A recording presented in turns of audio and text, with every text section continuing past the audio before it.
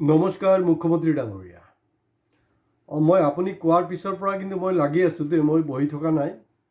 কাৰণ অসমৰ মুখ্যমন্ত্ৰী যেতিয়া কৈছে যে ভণ্ড অনুৰাগী, জুবিনৰ অনুৰাগী, মই বিচাৰি আছোঁ। মই যোৱা এপিছ'ডত কিছু বিচাৰি দিছিলোঁ নহয় আপোনাক, এইকেইটা আপুনি নোট কৰিছেনে নাই নাজানো, নোট কৰি থওক আৰু আপোনাৰ ভক্তবিলাকক কওক। ভণ্ডটো ঠিকেই কৈছে, কাৰণ মই দেখিছোঁ যে যোৱা সময়ছোৱাত মানে মোৰ চেনেল যি ধৰণে ছাবস্ক্ৰাইব হ'ব লাগিছিলে, যি ধৰণে ভিউ হ'ব লাগিছিলে, তেনেকৈ নাই। মই কিন্তু আপোনাৰ আৰম্ভণিৰ পৰা 19 তাৰিখৰ পৰা কিন্তু জুবিন গাৰ্গৰ পক্ষত আপোনাৰ বিপক্ষতেহে মাত মাতি আছিলোঁ। কাম হোৱা নাই। চাওঁ বাৰু এতিয়া কি হয়,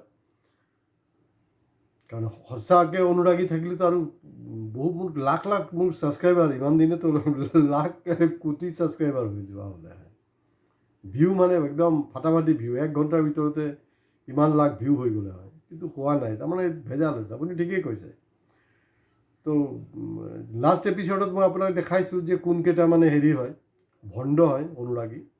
তো এতিয়া ভণ্ড অনুৰাগী ছাৰ অকল অসমত নহয় দেই, বেলেগ ৰাজ্যতো কিন্তু আপোনাৰ ভণ্ড অনুৰাগী আছে। আপুনি চিন্তা কৰকচোন, ইণ্ডিয়াৰ এলন মাস্ক, মানে আপুনিতো চাগে ধৰিব পাৰিছেই। অৱশ্যে এইকেইদিন আপোনাৰ মাথাও কাম কৰা নাই, তথাপি মই অলপ বেছি আমনি নকৰোঁ মই। তাৰমানে মানে ট্ৰাম্পৰ মেইন মানুহজন হ'লগৈ ইলন মাস্ক। তো কালি কিন্তু যদি জুবিনৰ ঘৰত মানে গাৰ্গীক লগ কৰিবলৈ ট্ৰাম্পৰ খাছ মানুহ ইলন মাস্ক আহি যায়, কোনো ডাঙৰ কথা নহয় কিন্তু। কাৰণ ইতিমধ্যে খুদ অমিত শ্বাহ আৰু মোদীৰ গৃহ ৰাজ্য মেইন যিজন মানুহ আছে, তেওঁতো অকল সেই ৰাজ্যৰে নহয়, মানে গোটেই ভাৰতবৰ্ষখন তেওঁৰ মুঠিতে আছে। পিকচাৰ হৈছিলে নে দুনিয়া মেৰে জেব মে, সেইটোৱে মানে ভাৰত মেৰে জেব মে। কাৰণ আপোনালোকে দুটাই, সোঁফালৰ জেবত আপোনাক সোমাইছে, বাওঁফালক আৰু একজনক সোমাই দিছে। আপুনি চিন্তা কৰক কেনেকুৱা কণ্ডিশ্যন। তো আদানী আহি পালেই নহয়। আপোনালোকে কল্পনা কৰিব পাৰেনে যে আদানী যাৰ ইমান পুতনি, ইমান $1 বিলিয়ন মানে মালিক, আৰু ৱৰ্ল্ডৰ কেই নম্বৰত পৰিছে, এই মামুলি যোনটো মানে ভগৱান চগৱান নামানে তেনেকুৱা একজনৰ মানুহ মৃত্যুৰ হোৱাৰ পিছত আহিলে হয়। অৱশ্যে আহিব, কাৰণ তেওঁলোকে এই বেপাৰীবিলাক পৰিস্থিতি সাপেক্ষে তেওঁলোকৰ মানে নিয়ম নীতিবিলাক লৈ থাকে। কাৰণ জুবিনৰ কথাটো আজি ৰাজ্যত বা ৰাষ্ট্ৰত নহয়, এইটো আন্তৰ্জাতিক পৰ্যায়কে পাইছে। আপুনি হয়তো চিনি পোৱা নাই, এতিয়া বেলেগ ধৰণে কৰি আছে। তো যি নহওক, এতিয়া চব আহি গ'ল, আদানী আহি গ'ল।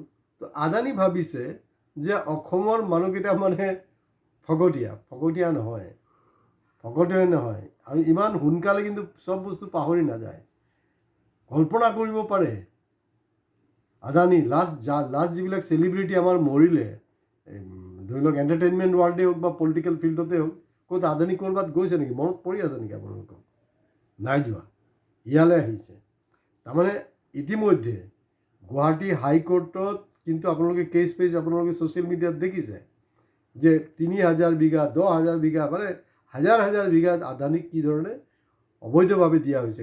কাৰ মাটি সেইবিলাক? আমাৰ এই ভূমিপুত্ৰ খিলঞ্জীয়া অসমীয়া মানুহৰ দিয়া হৈছে। তো গতিকে এটা আনৰেষ্ট আছে, যিটোৰ ঝাটকা কিন্তু অলৰেডি BTC ইলেকশ্যনত পাইছে।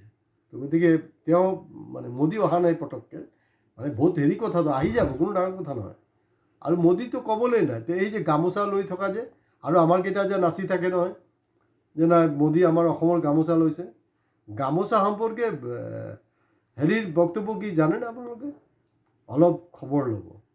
যিবিলাক আৰু মানে ভক্ত অনুৰাগী বুলি কোৱা হৈছে, যিকেইটা ভক্ত নহয়, ভণ্ডকেইটাক আপোনালোকে খবৰ ল'ব।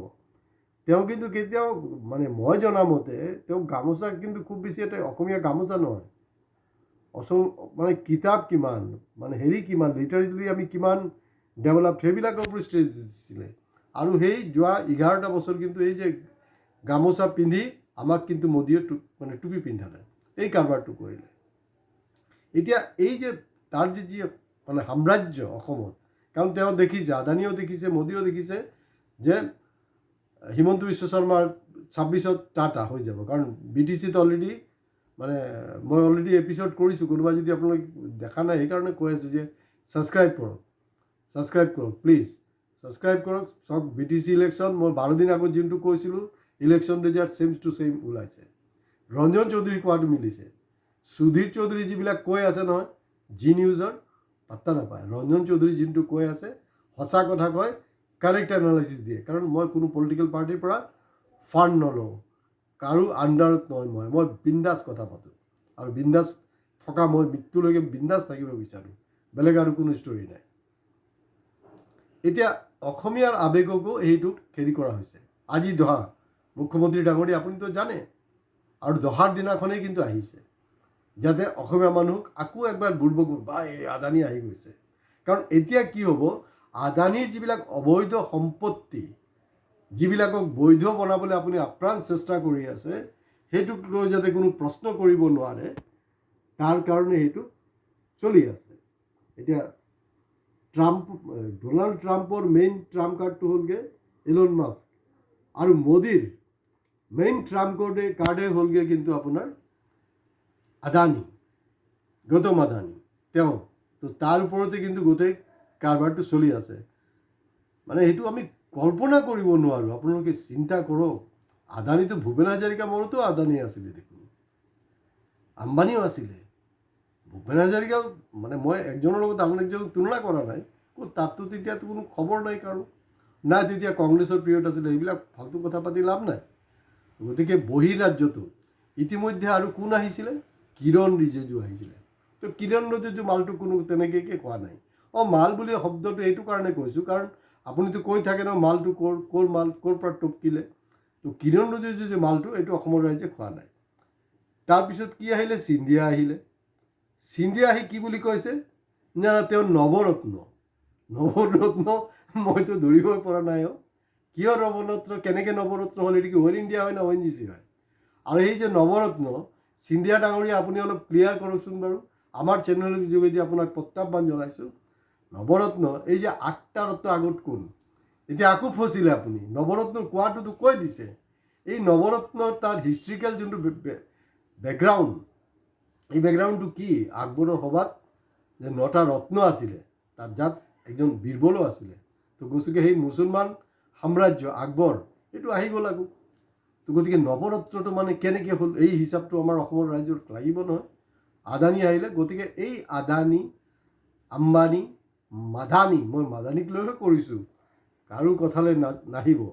জুবিনৰ যি আদৰ্শ, জুবিনৰ আদৰ্শ আপোনালোকে মানি চলক, সেইমতে আপোনালোকে আগবাঢ়ি যাওক, তেতিয়াই আত্মাই মানে শান্তি পাব।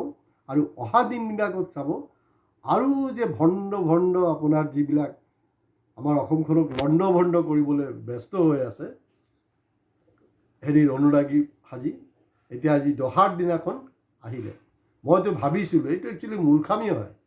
অকল আমাৰ হিমন্ত বিশ্বৰ কাষতে মানে বিপথে পৰিচালিত কৰা মানুহ নাই, মোদীৰ কাষতো আছে। মই আজি কৈ আছোঁ, অলপ দিমাগ থকা হ'লে মোদী কিন্তু কমচে কম আধা ঘণ্টাৰ কাৰণে মানে জুবিনৰ মৃত্যুৰ পিছত সেই ড্ৰামাটো কৰিব পাৰিলে হয়। তেওঁ অৰুণাচলত আহিছে, আপোনালোকে খবৰ লওক, অৰুণাচলত আহিছে বঢ়িয়াকৈ একদম কেপ চেপ লগাই কিবা মানে ফেশ্বন হেৰি কৰি আছে। ইয়াত আহিব লাগিছিলে, সেইটো কিন্তু মোদীয়ে মিছ কৰিলে। গতিকে আজি ইয়াতে শেষ কৰিছোঁ।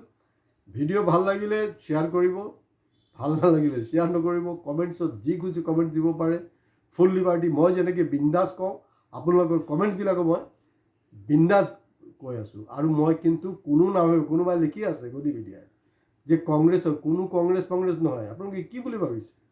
খুদা না খাস্তা 26ত যদি আপোনাৰ কংগ্ৰেছ আহে, মই কি কংগ্ৰেছক খুদাই এৰি দিম নেকি? কাকো এৰি দিব নাই।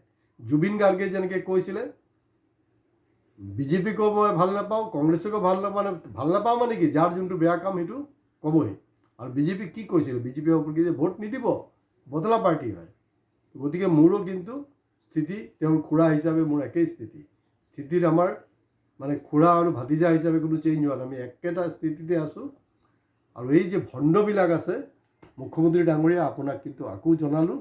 তো আপুনি বহিৰাজ্যৰ যিবিলাক, এতিয়া চাব কালি মহাৰাষ্ট্ৰ, মধ্যপ্ৰদেশ এই চিফ মিনিষ্টাৰবিলাক আহি যাব, পৰহি চাব প্ৰেচিডেণ্ট আহি গ'ল। গতিকে এই ভণ্ডবিলাকক চিনি পাওক আপোনালোকে। নমস্কাৰ।